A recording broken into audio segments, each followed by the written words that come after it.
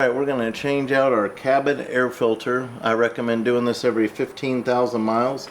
I will put links in the video description of how you can get this Bosch cabin air filter off of Amazon. So in this glove compartment, you have this plastic clip on each side. Don't need any tools. You just kind of take the weight off the door and rotate it, and it comes out. Just lay it right in there, counterclockwise, and they come out. Well, don't lay them in there because they're going to fall when we do this. So we'll just set them right down here on the floor. What this does, I don't know if you can see in there,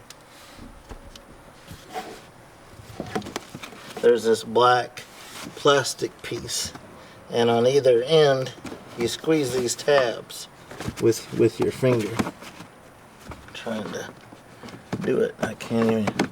There we go. So what we squeezed was these things right there. We're going to set that down. We're going to reach in. Our air filter is this white thing. Oh my, look at all those leaves. That's pretty nasty. So this is the orientation, and our airflow is down. Okay, so there's an arrow on there, airflow down. I'm gonna throw that nasty thing out here. We're gonna open up our new one.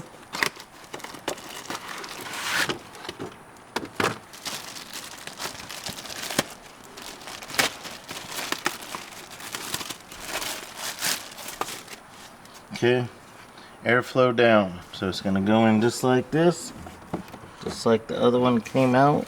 Okay, push it in like that. Then we're going to take the plastic piece that we got out.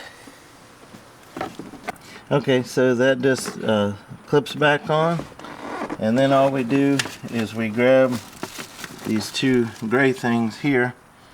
You can see how they have these little tabs on them, and so that's what you're trying to line up here.